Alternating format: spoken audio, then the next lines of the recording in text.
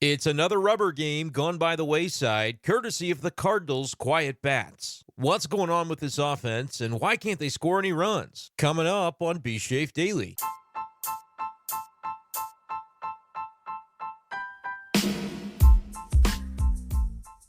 What's going on, everyone, and welcome in to this edition of B-Schaeff Daily. Brenden Schaeffer here with you. It is the evening hours of Wednesday, May 1st, 2024. Cardinal bats were silent once again on Wednesday. Series finale in Detroit. Final game of the road trip. Rubber game, a chance to win a series on the road. None of it happened for the Cardinals as they fall to the Tigers 4-1. Finish up the road trip on an even note, taking 2 of 3 from the Mets and then dropping 2 of 3 to the Tigers in Detroit. 4-1 the final. Miles Mikolas takes the loss, despite the fact that he actually pitched okay. We'll talk about the outing for Mikolas and take stock of kind of where he is at this point in the season. But more importantly, we're going to spend some time talking about this Cardinal offense and why the bats simply have not been able to get it going. Appreciate you guys for joining me. Make sure to hit that subscribe button in the lower right-hand corner of the screen. It's the play button, red button. Subscribe to the Brenden Schaeffer St. Louis Cardinals Writer YouTube channel if you haven't done so already. Daily Cardinals content throughout the season. You can also find the podcast B-Schaeff Daily by searching for it on Spotify and following over there, or subscribing on Apple Podcasts as well. And just a quick reminder, there is an ad-free option on Spotify if you want to become a paid subscriber over there. No more ads for the podcast, so check out that link in the description. And something else I never say, hit the bell for notifications on this YouTube channel so you know when we have a new video dropping or when we go live for a live stream, etc. Let's dive right in, though, to the content of the day, which is the Cardinal offense. Still cannot get anything going, and if you checked out the thumbnail on the front of this video, the picture, it's got the ranks. It's got the MLB rankings for the Cardinal offense, and it ain't pretty. It ain't pretty. The Cardinals hit a home run today. Wilson Contreras knocking one out of the yard. Solo shot. It's the only run the Cardinals could muster in the game, which is a problem. But Contreras is at least doing his job, continuing to swing a pretty good bat. Now, outside of the homer, he did strike out 3 times today, and a couple of them were pretty costly in terms of opportunities for the Cardinals to get something done, and ultimately Wilson goes down swinging the other 3 times. So despite the homer, I guess you could say there were some rough moments for him today. But as a team, the Cardinals 0 for 3 with runners in scoring position. They just didn't get too many of those opportunities in this one. 7 hits as a team, 2 walks. So you're scattering the base runners. 8 strikeouts. Cardinals don't strike out as much as some teams, but other teams that are striking out a fair bit, it's usually happening with the notion of a trade-off down the line. Like the team that has the most strikeouts as an offense in Major League Baseball is the Seattle Mariners. And sure, they'd like to cut down on their strikeout total, but they at least have 31 home runs to the Cardinals' 21. Mariners about middle of the pack in baseball and homers. The Oakland A's are actually ahead of the Mariners. They have 37 homers. That's 6th in baseball. So they don't necessarily mind the 309 strikeouts. The Athletics are 2nd in the league in Ks, but they're top 10 in homers. The Reds have 306 Ks, but 32 homers. Red Sox, 36 homers, despite the 303 strikeouts. A lot of these teams that are toward the top are at least hitting home runs at a decent rate. Can't say the same for the Pirates and the Rockies. They strike out a bunch. They're kind of down toward where the Cardinals are in homers. But you get my drift. A lot of times you'll take the strikeouts if it is offset by some power production, by some home runs. Well, when you look at where the Cardinals land in the homer department after Wednesday's games, it's last. 30th in MLB, dead last. Not a single team worse than the Cardinals in hitting the ball out of the yard so far this Major League Baseball season. Cardinals have 21 homers in 31 games played. The Chicago White Sox hit 2 homers today, including one by Tommy Pham, and the White Sox are coming to town on Friday night. That'll be the weekend series.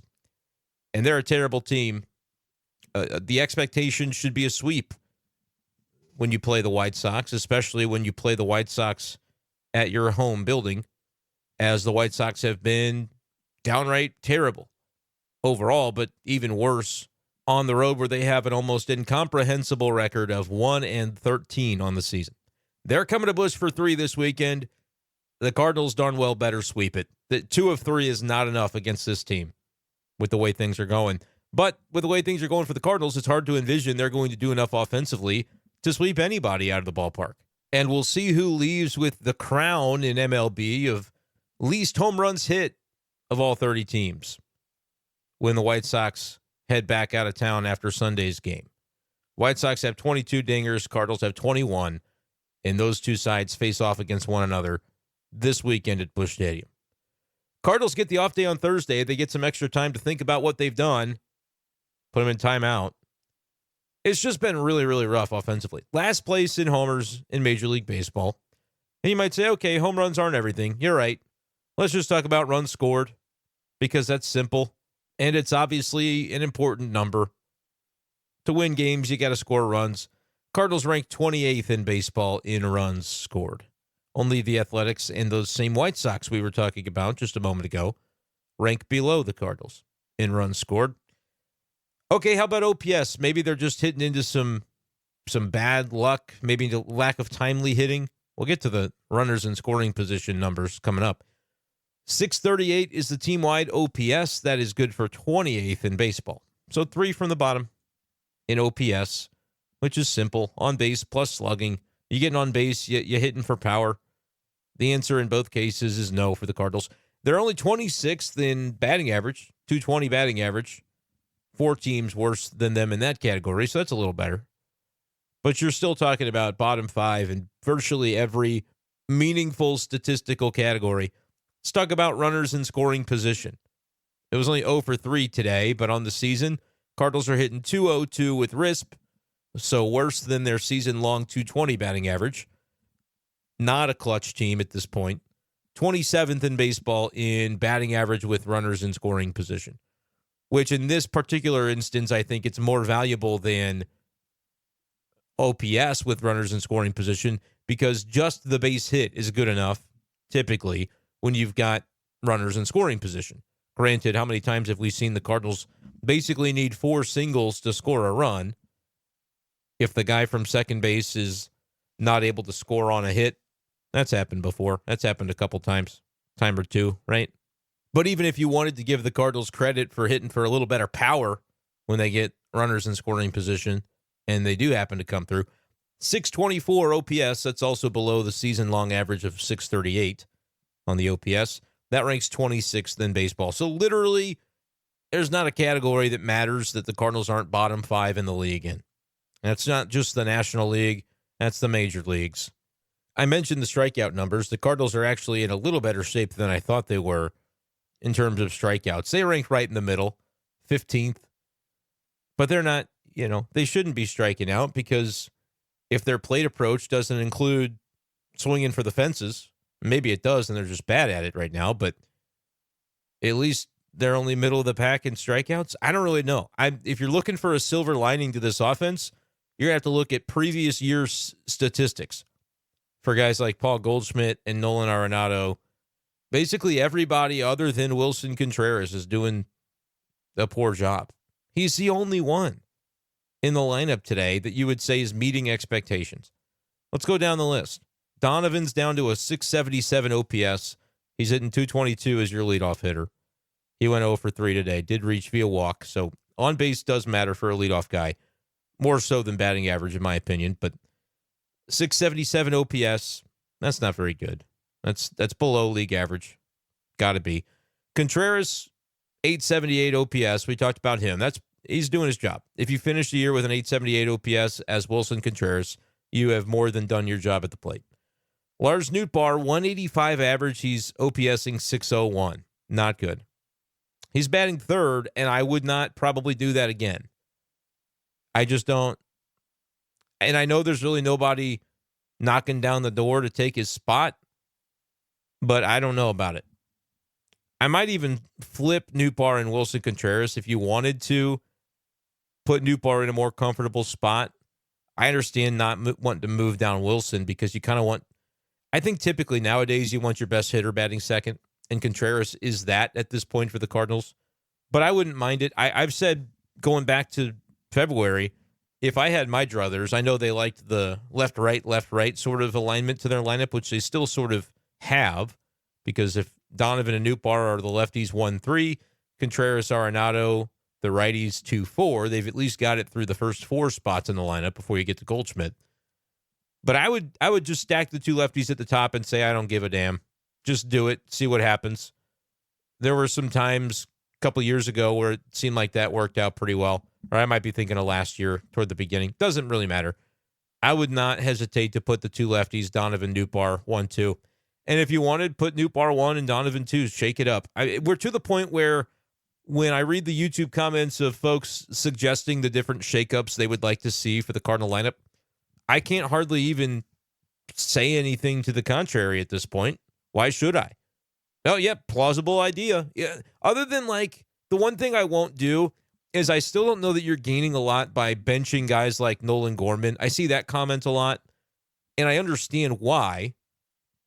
We haven't run through the whole lineup yet for the numbers, but he's down there toward the bottom, hitting 190 with a 606 OPS. So I get why you'd want to bench him. My point, though, with that has always been, and tell me if you disagree with this in the comments, you could throw Jose Fermin in the lineup at second base, and he did have a pinch hit today and got a base hit. Hasn't really played. I just don't know that his upside long-term is such that it's going to get the Cardinal offense back on track by having Jose Fermin in there. Maybe that's not fair to him, though, because his numbers at Memphis were very good this year. It's what earned him the opportunity for the call-up. But now the Cardinals have kind of cooled him in the way that they've handled him because he hasn't gotten to play. So I can't really talk out of both sides of my mouth with that one, can I? I think if Fermin's going to be here, be nice to see him play a little bit, just simply because he was so hot at Memphis, and this lineup is not exactly one that can look a gift horse in the mouth. You can't look at this lineup and say, yeah, there's no room for improvement here. Everything's great. No room for a guy who was OPSing 1,000 at AAA. That's not the hitter Fermin's been for his career, but it's the hitter he was this year so far, and having him come up here and sit on the bench for a week doesn't necessarily help him keep that hot stroke going. Although the reason he's here is more because of Jordan Walker struggling and needing to have everyday opportunities to straighten himself out in Memphis than it is about, oh, Fermin's playing so well, we've got to get him here. He was just the obvious guy. You promote somebody different, and instead of rewarding Fermin's production, that kind of wouldn't make sense. But he hasn't really got an opportunity to play. So other than just saying blanket statement, bench Nolan Gorman, I'm down to clown for just about anything you might suggest for the Cardinal lineup. Throw it at me. Throw it at me on Twitter at B-Schaeffer12 or drop it in the comments here below on YouTube. I'm serious. What is the off-the-wall lineup that you could come up with that you'd say, look, I might as well just shake it up here because adhering to whatever tenets of a lineup we had before is not getting you anywhere at this point. And I think this was an interesting conversation I was having with my dad this afternoon, where he's been saying for weeks, move up Mason, win in the lineup. And now you're almost to the point where his numbers have cooled off a little bit. I said Contreras was the only one meeting expectations. Wynn is certainly doing that as well. 758 OPS, hitting 293. But he's 0 for today, 1 strikeout. It's one of those deals where now you move him up, it almost feels like the time has passed a little bit because he's maybe not quite as strong at the plate. But I don't think that has to be an indicator or a reason. His numbers on the season are still better than a lot of these other guys. So if you wanted to shake it up, putting Wynn in the 2-hole maybe behind Donovan, especially if you're going to go Nootbaar 3 still, or you could go Contreras 3 and just forget the right, left, right stuff because it's worth zero. The right, left, right thing or left, right, left, it's worth $0.00. It's worth 0 wins. It's worth 0 run production. It's worth nothing if it doesn't work. You know what I mean? It's just nice on paper to go, oh, we've got this matchup advantage. Yeah, but if that doesn't matter, if you're not scoring runs, it's probably kind of a meaningless thing. You know, I think in a perfect world, you can start thinking about how you're going to match up against the bullpen differently. You could throw just about anybody at this Cardinal lineup, though, right now, and they're probably going to get you out It's just the reality of the way they're seeing things.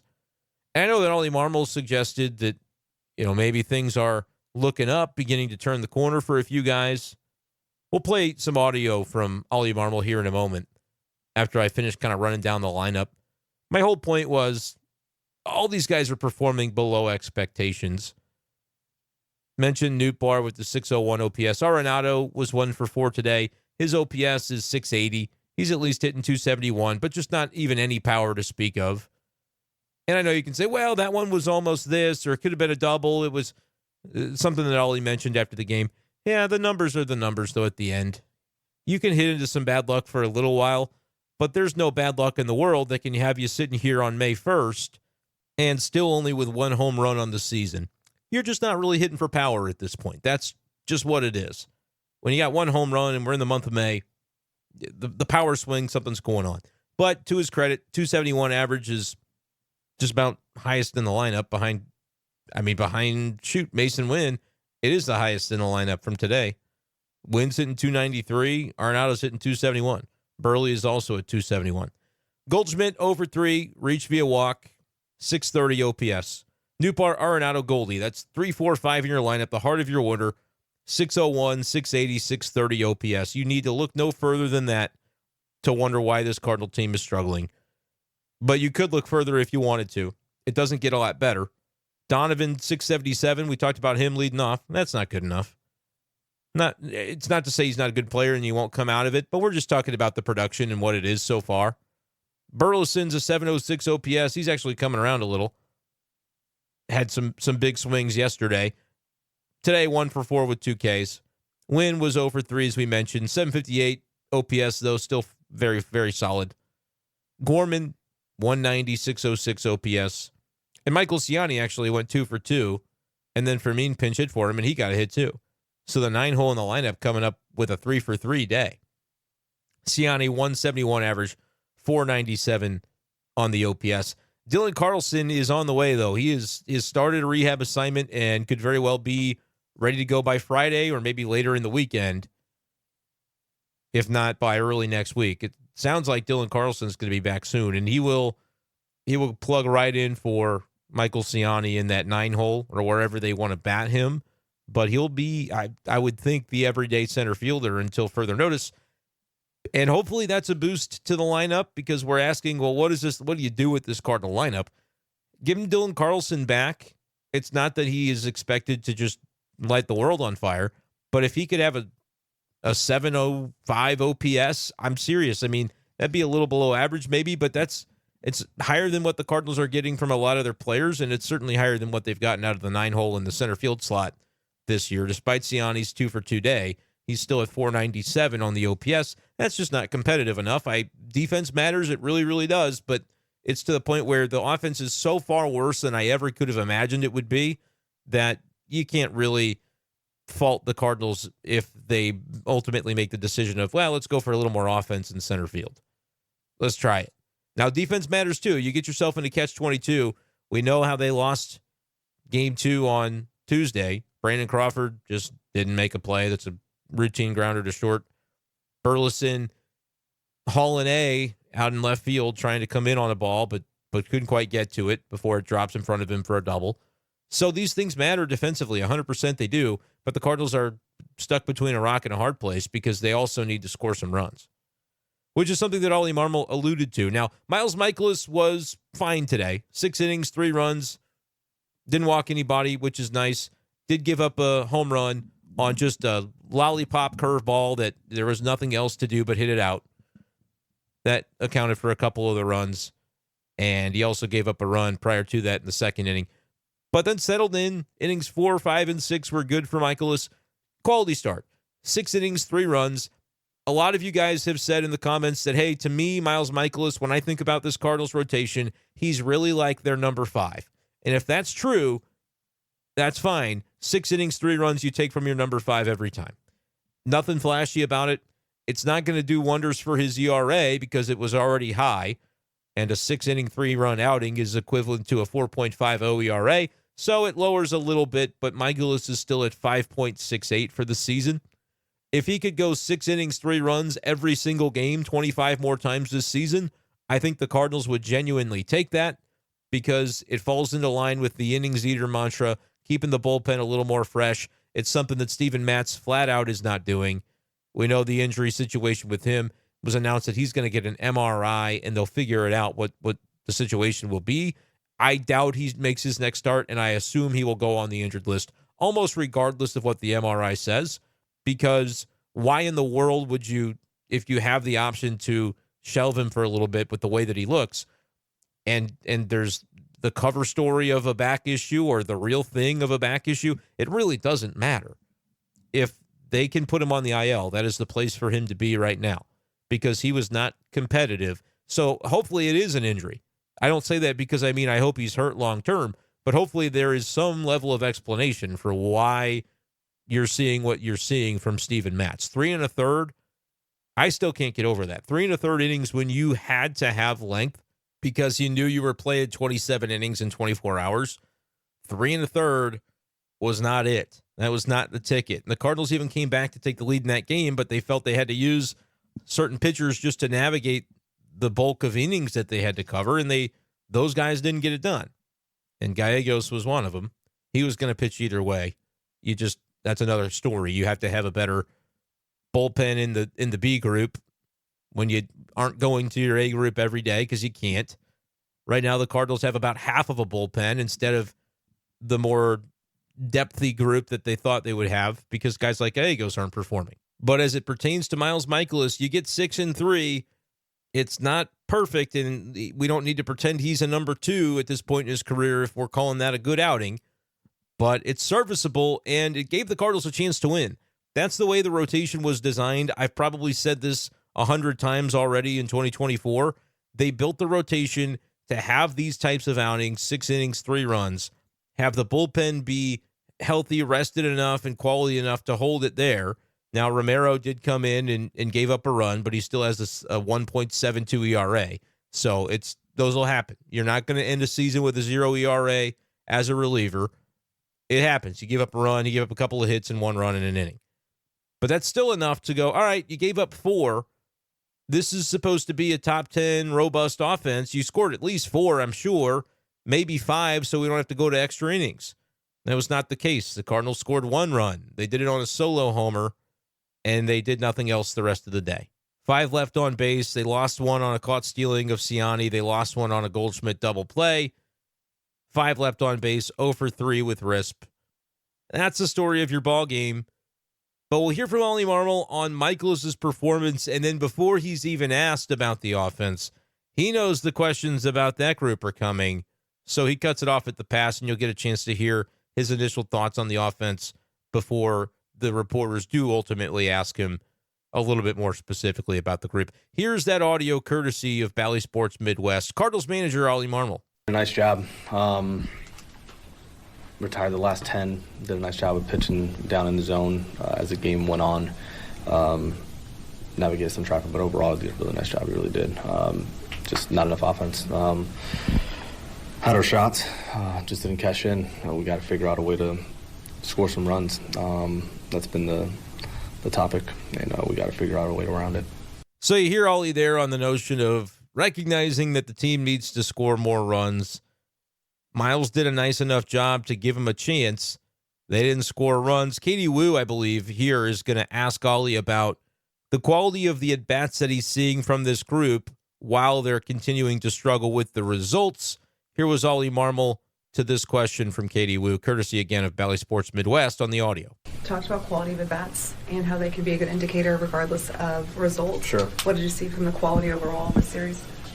Certain guys are starting to feel a lot better. I would say Goldie feels a lot better about where he's at. Nolan easily could have had 4 hits and 2 doubles today, right? Like, he just stayed on the ball well. That last one to right center. I mean, the line drive to second, the line drive to third. So that's a positive, and we're going to need it. I mean, you look at the games that we've been dropping. We're in every game, just not enough runs across the board. So, man, all we can do is continue to work. These guys are getting after it. It's just not coming together just yet offensively. Yeah. So there's Cardinals manager Ollie Marmol asked about the quality of at-bats he's seeing from the group. And you heard him there. He said Goldschmidt is feeling good. Goldschmidt feels like he's coming around. Today was 0 for 3, drew a walk, struck out once. Arenado, they felt like he could have had 4 hits. He went 1 for 4, hits into some bad luck. The reality, though, is that those days are going to happen.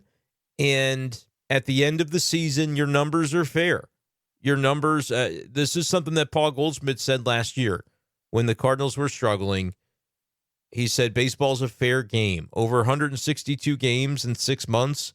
Like, you might think one thing about your team, and we're a pretty good team, and we are this offensively, or what's great about baseball, he said, is you're going to know. You're going to find out. The numbers are going to tell you at the end of the year.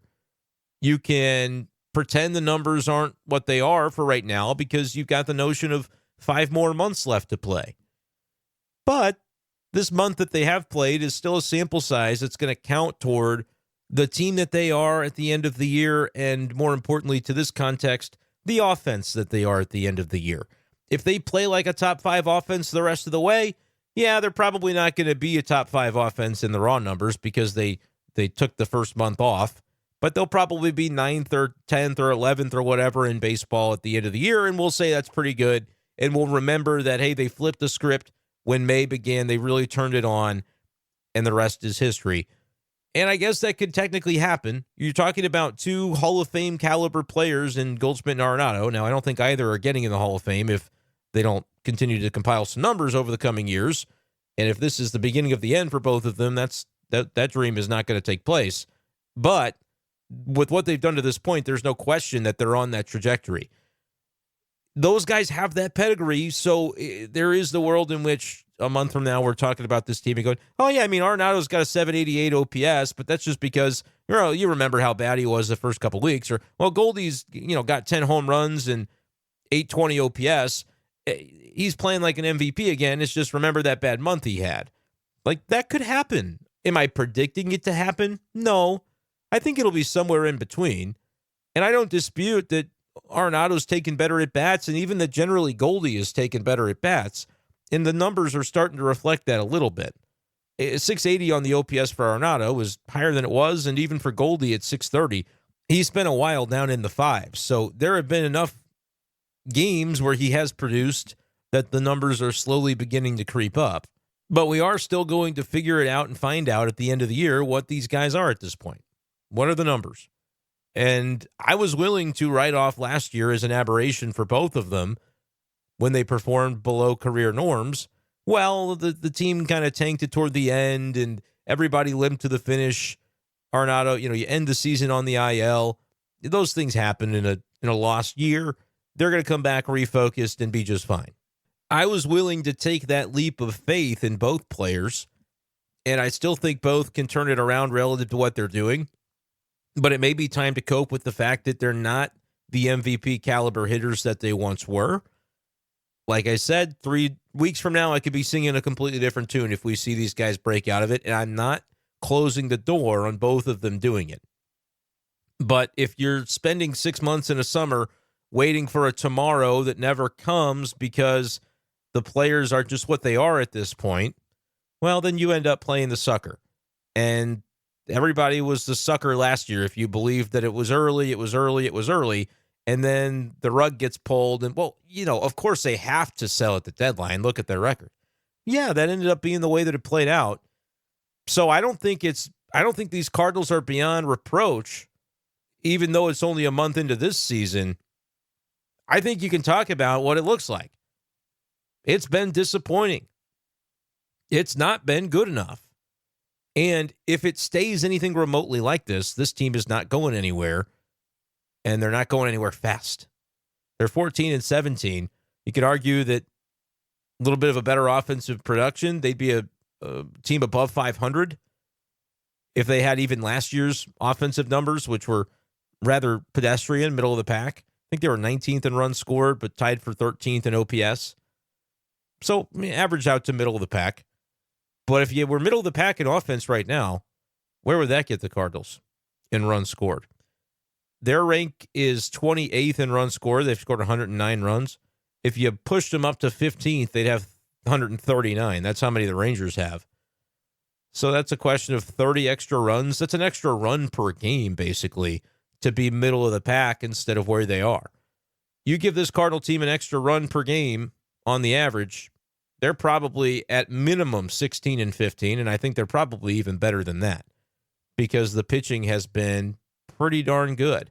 Outside of a couple of games where you were probably going to lose no matter how many runs you scored.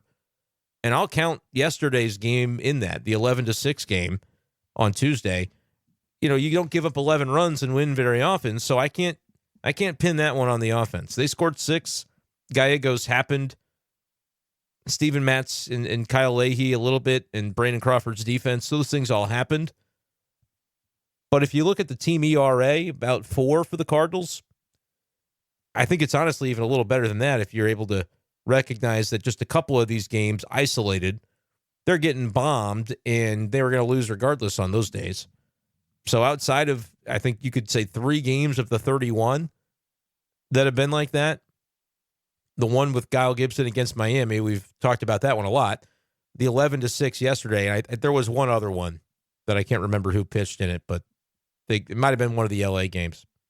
But the point is that the pitching has been plenty good enough to win more than half their games, but the offense has been such that it's surprising they're only 3 games below 500, almost regardless of what the pitching has been. The number of times the Cardinals have scored 3 or fewer runs almost boggles the mind because, again, I spent all February talking about for this to work, for the way that they designed this rotation to work, they're honestly going to have to be toward the top of the league in their ability to limit the number of times they go 3 or fewer runs. They're going to need to be robust, not scoring 8 runs a day. They don't need that. They need to score 4 a day and limit the number of times that they don't. But instead, we've seen the Cardinals 19 times score 3 or fewer runs out of the 31 games that they've played. That's got to be the worst mark in baseball. I don't know where I would find that information, but that's got to be one of the worst offenses in baseball in terms of the consistency with which they're basically shut down. Because if you're only scoring 3 runs, that's a day where the pitching staff on the other side won. They did their job against you. The Cardinals have had that happen 19 out of 31 times. It's the expectation at this point for the Cardinals to have a feeble offensive production. And the question is, for a lot of people, how do they fix it? What do they do? What can you tangibly change? What's causing it at first, and then what can you change? I think what's causing it is collectively guys who you expect to be better than they're playing aren't doing it. They're playing poorly. You can look up and down the lineup. Donovan, Nootbaar, Arenado, Goldschmidt. Not sure on Burleson. He might be right around what he is. But Gorman, and I'll add Jordan Walker because he's supposed to be here and he's not. That's 1, 2, 3, 4, 5, 6 of the guys that were supposed to be your starting 9 on a daily basis are either underperforming their expectations or are vastly underperforming their expectations. That's 66% of your lineup. You can't win that way. Contreras above, win at or above expectations. And Michael Ciani, maybe you didn't have expectations for him, so he can't be below expectations, but he's playing a lot of baseball for you, and he's hitting 170, so below. And you can factor Victor Scott into that mix as well because he was vastly below anything you could have hoped for. He didn't hit 100, so I know that he was maybe not proved that he was not quite ready for this, but he didn't even hit 100. So it's fair to call that what it was offensively. And again, I thought it would be a good idea to bring him up at first, and it just didn't work out. Did not pan out. Although I did see he hit a home run in Memphis the other day. He's going to be just fine. I think if he would have had a little better luck, honestly, in the early going, a few of those batted balls fall in for hits and the average wasn't staring him in the face at 083 or whatever, it might have worked out just fine. But nevertheless, you've got a full lineup outside of a couple guys that are just way underperforming what they're supposed to do. So that's why you have the offense you have. But there would be people who would look at that and say, okay, whose fault is that if it's not the individual players? Can you tie a string around all of this and say, why aren't we talking about the hitting coach? Why aren't we talking about Turner Ward and whatever's going on there causing the Cardinals to not be able to produce offensively? And I engaged in a few different back and forths with people on Twitter earlier today because I do think this is an interesting conversation. There was a comment I received from a guy whose handle is Fire Moselock. I guess I did just give him credit for who said it, but anyway, that's who it was. Guy's named John on the username. He said, Turner Ward has been killing this team offensively and has ruined its offensive identity ever since he's been hired. Which is, like, there's blaming the hitting coach, and then there's whatever that is, because Turner Ward was an assistant when Jeff Albert was here, so it's not, he doesn't even know. Anyway, sometimes there's so many things wrong in a comment that I have a hard time. But no, I understand where he's coming from, is that, like, all right, I want to talk about Turner Ward because this offense stinks right now, and he's the hitting coach. But the fact that he is even employed makes me not want to watch a single game. Didn't watch today for this exact reason. And then he adds, and because Miles is a bottom 10 pitcher in MLB. So there you have that. I just replied to it with a quote tweet and said, seems to me you should attribute the performance by the hitters to the hitters, but whatever makes you happy in life, I say go for it. And then I replied to that and said, the offense is definitely looking stinky, though. I'm not going to debate a soul on that one. I'm not debating that the Cardinals aren't problematic. I just wonder how much we can possibly know that it's the hitting coach's fault. But on the other side of that, I don't need to defend the hitting coach to the death because we really don't know that he's doing anything productive. I am to understand that Paul Goldschmidt is very fond of the hitting coach, but that's not turning Paul Goldschmidt into a productive player this year to have a guy that he values and appreciates on the staff. Now, do you want to make Paul Goldschmidt mad, fire his guy? I guess you could. Maybe he plays better out of spite. I don't know. It doesn't really seem like Goldie's style. And Goldie would be the first one to get in line and say, look, I am responsible. If anybody's pointing a finger at Turner Ward, I'm the guy they should be pointing at. And then if Arenado is honest with himself, he'd say the same thing. And Nolan Gorman would say the same thing. And the individual players can take the responsibility for their poor play because the guys are playing poorly, collectively and individually.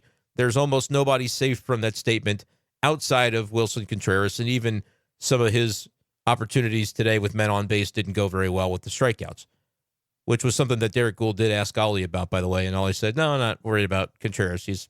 I think he was probably thinking, he's the one guy that's done anything for us, so not going to throw him under the bus here, but thank you for the opportunity. Ollie said, no, he kind of brushed that one off.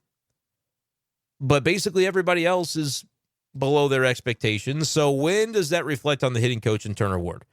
Cardinals fans have the question. I understand it. And so I decided, I don't want to act like I'm sitting here on the soapbox and telling you that hitting coaches don't matter and it's up to the players. So I want to be able to see both sides of it. Jimmy McBuckets replied, just do what I do and blame all parties involved.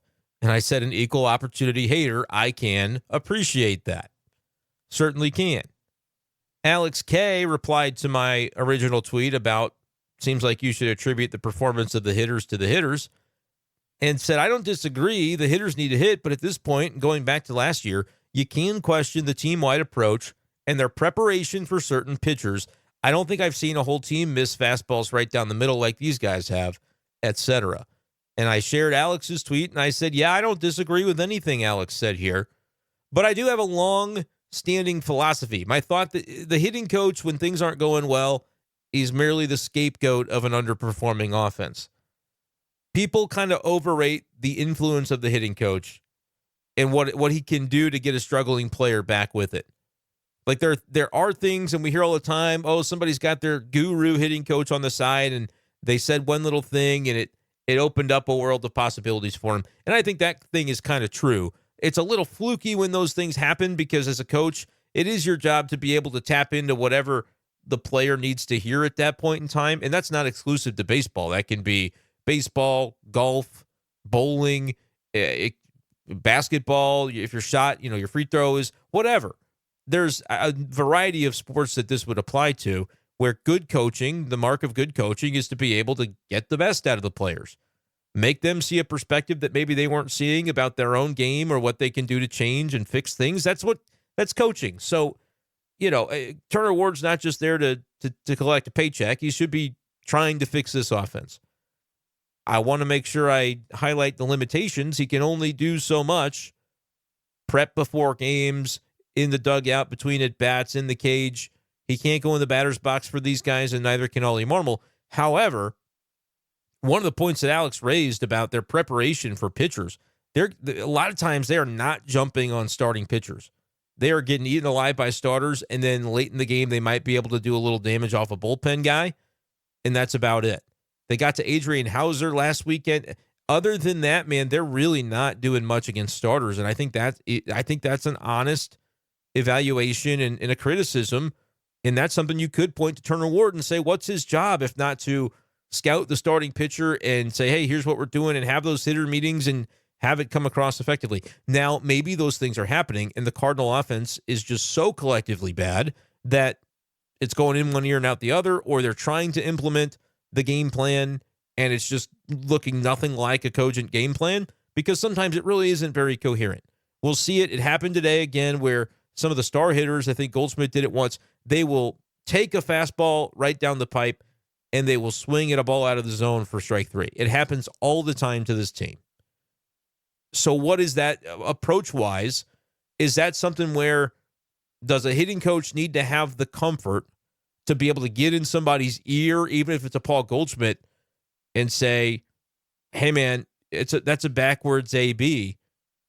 Don't miss your pitch when it's there. You can be encouraging in the way you say that, but I almost feel uncomfortable diving into that level of minutia of what we think should be happening here, because when that happens on Twitter, I kind of roll my eyes and go, okay, these guys are the professionals, and I get that you might have played baseball or coached baseball or whatever, but at this level, I don't know that it's as realistic to apply a principle that you may have done in the college game or the high school game and apply it to the big leagues and just assume that, yeah, that's going to work. The coach can have this guy's ear and he's going to be amenable to it.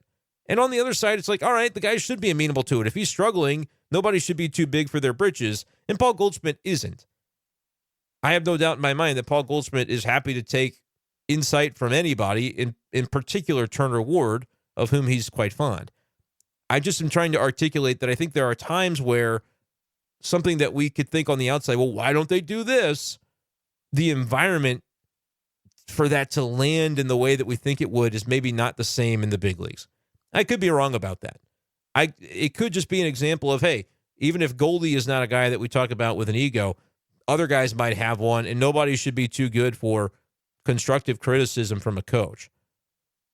But is it an environment where everybody's a little too comfortable because the coach likes the guys and the guys like the coach, and some of those harder conversations aren't happening? I don't know that that's the case, and everything that Ollie Marmol tells us, it isn't. The conversations he talks are the right ones, and he would say if they weren't, or he would at least behind closed doors be trying to fix it if they weren't, and that's the way that this is portrayed. I'm just passing along the information. I don't doubt it. I do tend to believe Ollie Marmol when he shares those things. I understand that the fan base I'm talking to right now might be a little more skeptical, and that is absolutely your prerogative listening to go, look, Ollie can say this or that. He can say guys are having good at-bats. When does it turn into production? As a fan base, that's not unfair to ask. It isn't. You can ask those questions. You can give those criticisms, and it's well within your jurisdiction to do so.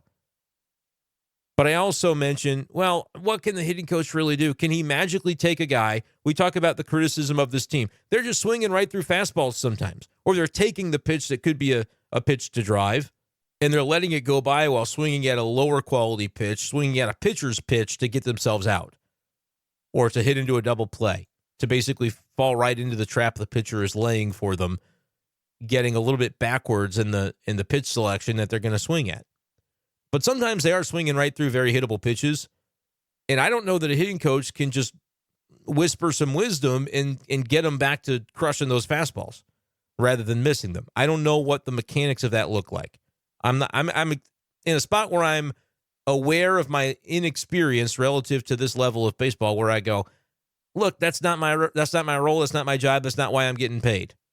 I'm not getting paid to do that. If I was, I'd have a lot more money, but I don't. So I do at times try to realize my own limitations.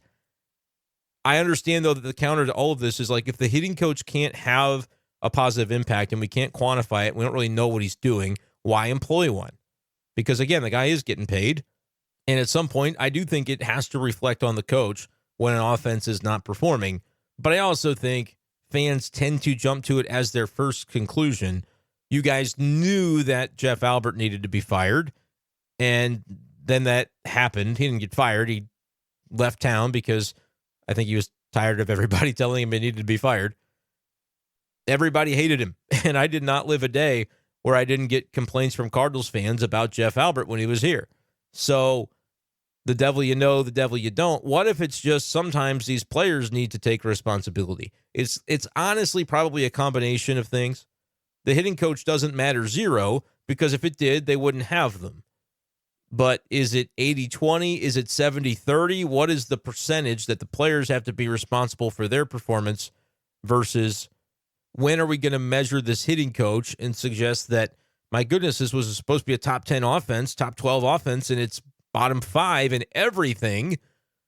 Whose fault is that? And it's maybe not even Turner Ward's fault. And I don't like to talk about people's livelihoods this way, but there should be an urgency within this organization to not let this go on. And if you think that, they do it in hockey all the time, if you think that a shakeup to a member of the coaching staff is going to have whatever sort of effect, even if it drives a wedge between some players or it drives a wedge between players in the front office and they play well in spite of it, really, it's getting to the point where I can't rule that out either. I don't think that's a thing that anybody with the organization would say has merit. And of course they wouldn't, because we're talking about their jobs and that's an uncomfortable thing. And I acknowledge that. And I think we should be respectful of that.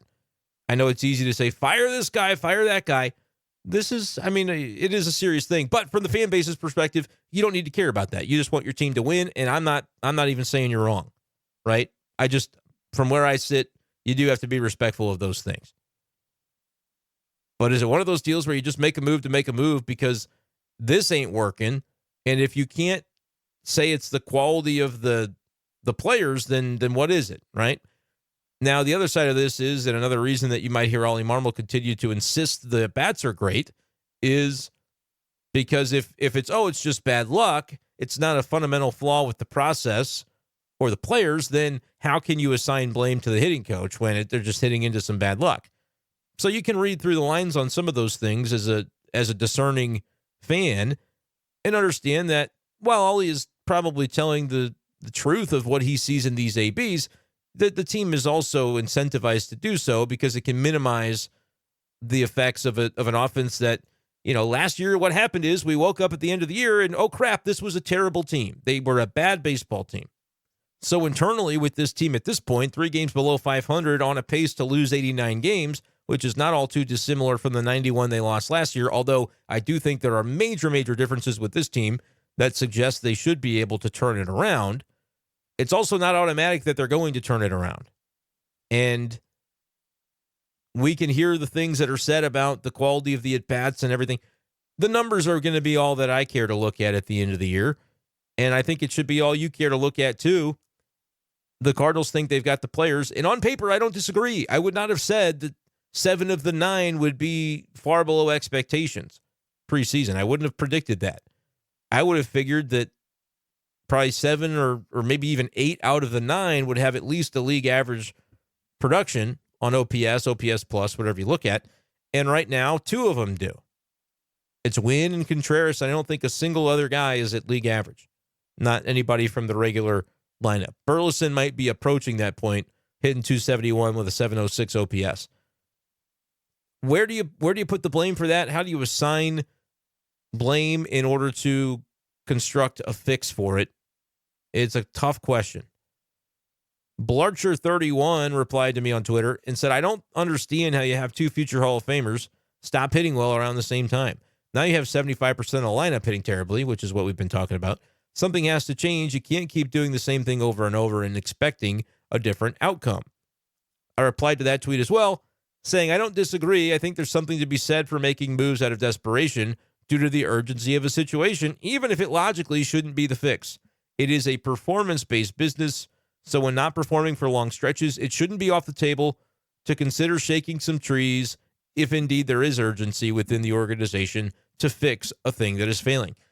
I don't know that the Cardinals are going to shake the trees right now when it comes to the coaching staff, but I don't think you can necessarily rule it out as the weeks turn into months here, because they've played a month and you've got May to maybe kind of look at, all right, really what kind of offense is this going to be? But if you think that there could be a coaching change, first of all, you'd have to ask the question of who are you going to bring in that's going to inspire a change in philosophy. Maybe the philosophy is the problem. Maybe it's not. We're all grasping at straws right now because the team's not playing well. They're not hitting. So nobody's beyond reproach for a team that did it all last year. It was more because of the pitching being terrible last year than the hitting, but the hitting underperformed last year. There's no doubt about that. And now it's drastically underperforming its expectations. Do you turn to the coaching staff? What is it that you would look at as a Cardinals fan to fix it? Do you have a lineup shakeup that you would go to? There's not probably one lineup suggestion, again, outside of just bench Goldie, bench Arenado, bench Gorman. Those guys are going to have to play because you're not getting to be the offense that you wanted to be. You got to leave them in the lineup to leave the sliver of possibility that they all bounce back and are great again. They need to be in the lineup to find that out. But otherwise, you talk about the order of this batting lineup, I don't care. You could change just about anything, and I'd go, yeah, that sounds reasonable. I'd move up Mason Wynn at this point, even though I do think you run the risk of like, okay, now it's a little bit late. He's not swinging it as hot of a bat as he had been, and are you kind of just taking one of the few guys that was fine and changing things up on him to make it more difficult? But you could do about anything that you want. You go Donovan, Wynn, Contreras, Arenado, Nootbaar, Goldschmidt down to 6. I don't know. Move Goldie back to 3, Contreras 2, Mason Wynn in the 5 hole, whatever. I don't think there's a single suggestion that I will hear and go, nope, off the table, can't possibly do it. But what do you think about the hitting coach situation? Do you assign some blame to him, or is this about the players who aren't performing, or is it a combination of the two? And what do you think about those numbers? Because we can't deny it right now, they've played more than a month of baseball, and it is a bottom 5 offense in MLB. No way you slice it can you come up with a different conclusion. So let me know in the YouTube comments below what you think about all that and how the Cardinals might fare against the White Sox this weekend. It could be an important one to go ahead and just get the sweep. I don't know if they'll do it, but the White Sox, again, they're 1-13 on the road coming into this weekend. So that's what I've got for today, though. That's going to do it for this edition of the show. Appreciate you guys for listening, as always, for subscribing and following on Spotify, too. We'll talk to you next time on B-Schaeff Daily. Peace.